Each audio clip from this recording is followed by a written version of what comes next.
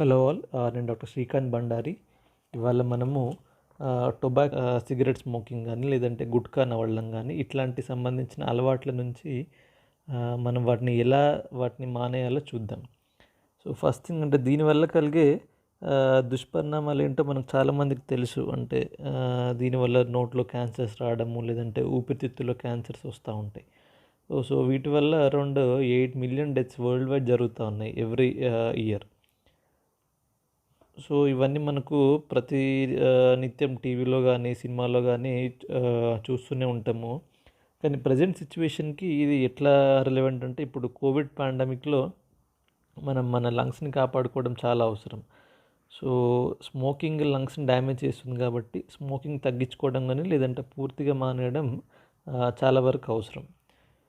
మనం అసలు first nicotine అంటే ఈ సిగరెట్లో కానీ ఈ గుట్కాలో కానీ ఉండేది నికోటిన్ అనే కెమికల్.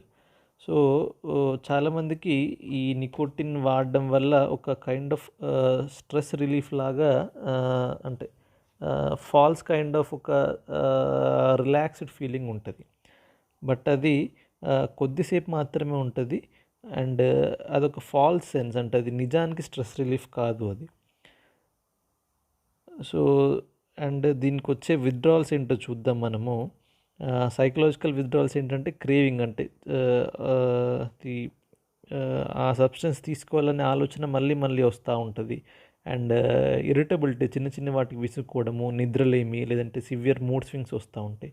అండ్ ఫిజికల్ విత్డ్రాల్లో మనకు తలనొప్పి రావడము, లేదంటే చేతులు వణకడము, లేదంటే చెమట పట్టిపోవడము, లేదంటే మోషన్ మనకు ఫ్రీగా లేకపోవడము చూస్తూ ఉంటాము.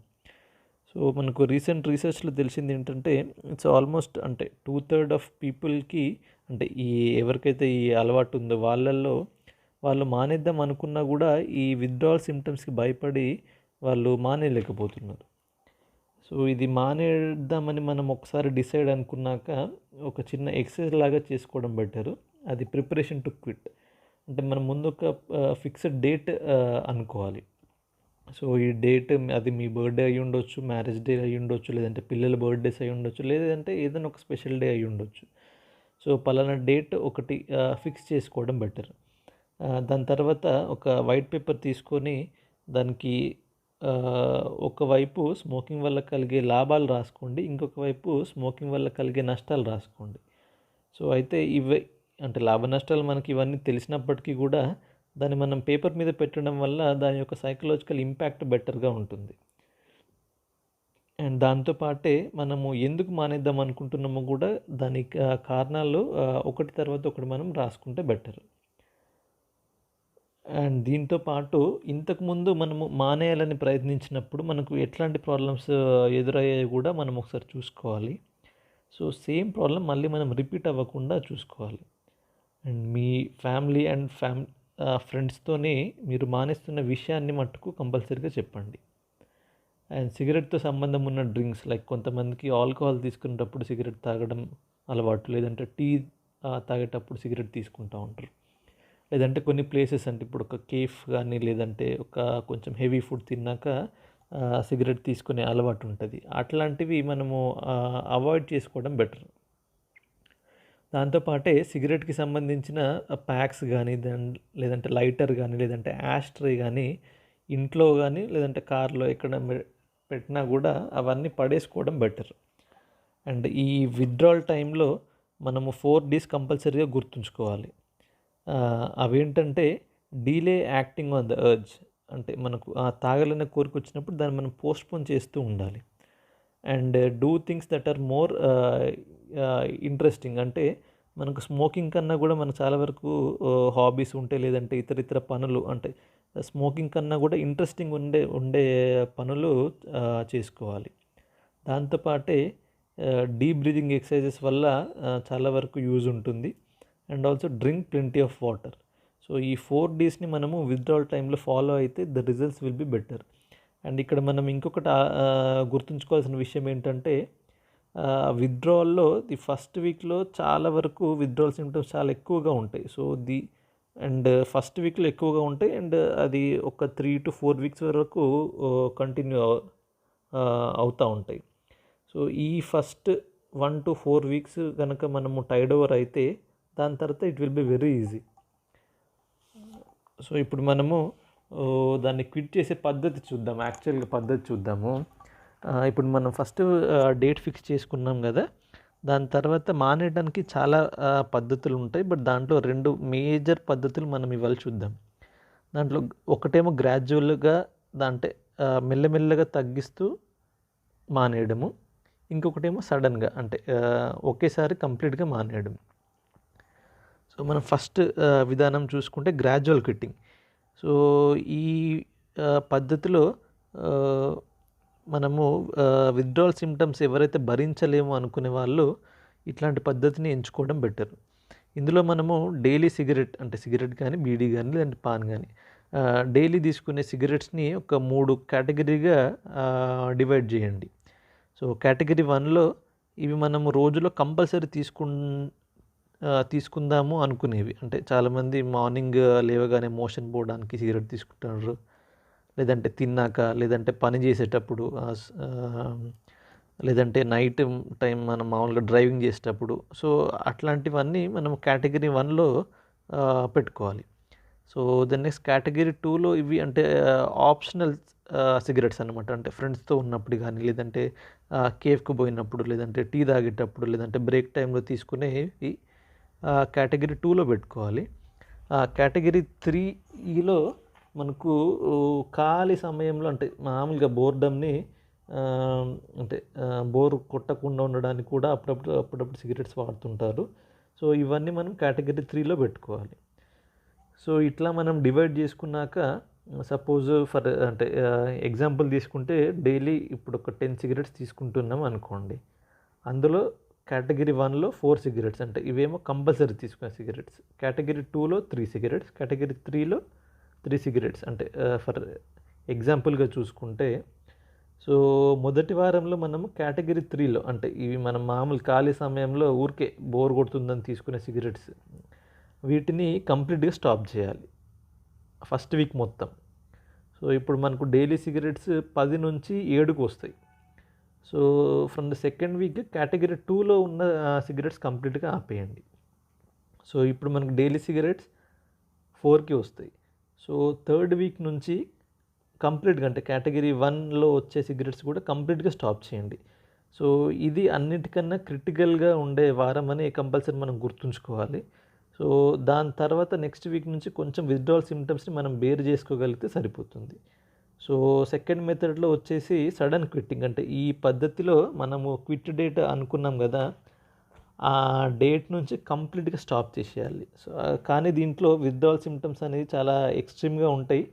సో ఎవరైతే విత్డ్రావల్ సిమ్టమ్స్ తట్టుకోగలుగుతాం అనుకునే వాళ్ళు ఈ పద్ధతిని ఫాలో అవ్వడం బెటర్. అండ్ మనకు ఈ role of family members or friends is very important.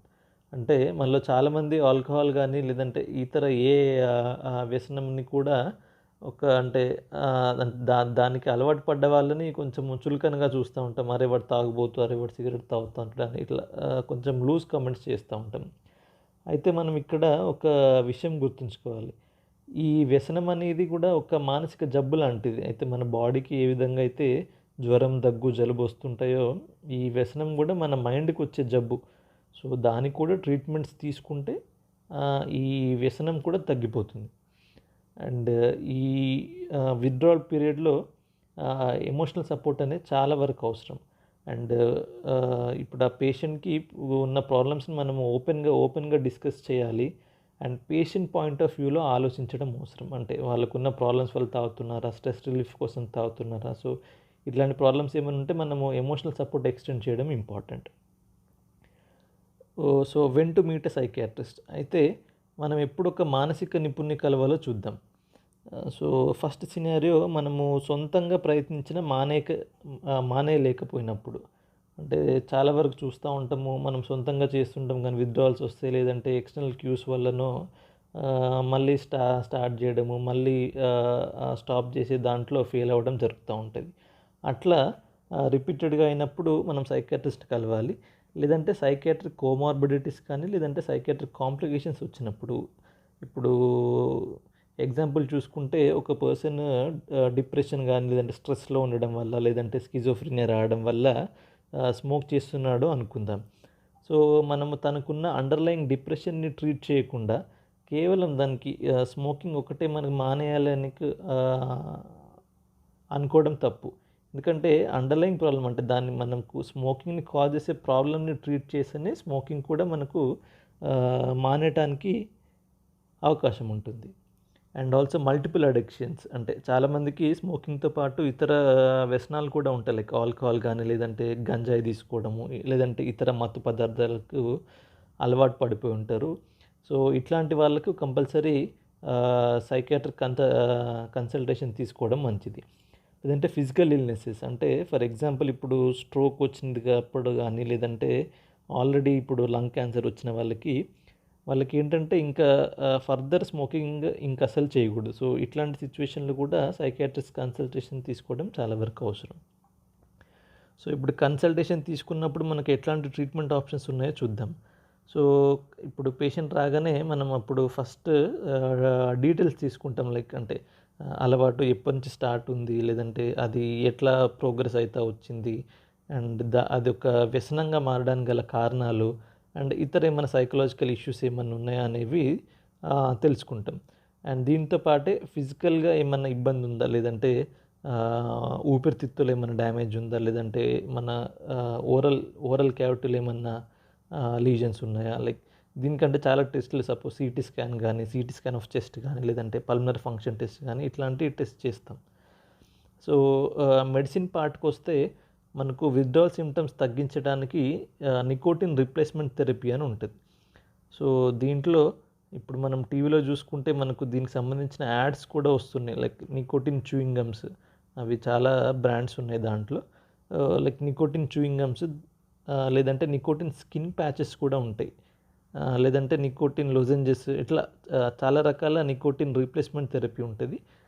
దీనివల్ల విత్‌డ్రావల్ సింప్టమ్స్ కొంచెం తగ్గి మనము ఈజీగా మనం దాని నుంచి బయటపడే ఆస్కారం ఉంటది.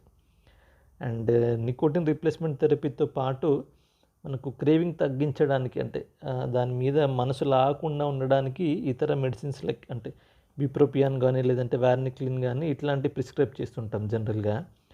సో, వీటితో పాటు అవసరాన్ని బట్టి అంటే ప్రతి పేషెంట్ డిఫరెంట్ రీజన్స్ ఉంటాయి వాళ్ళకి స్మోకింగ్ కంటిన్యూ చేయటానికి. సో, అట్లాంటి వాళ్ళకి కౌన్సిలింగ్ గానీ, లేదంటే సైకోథెరపిస్ట్ కానీ, లేదంటే మ్యారిటల్ థెరపీస్, సో, ఇట్లాంటివి చాలా ఉంటాయి.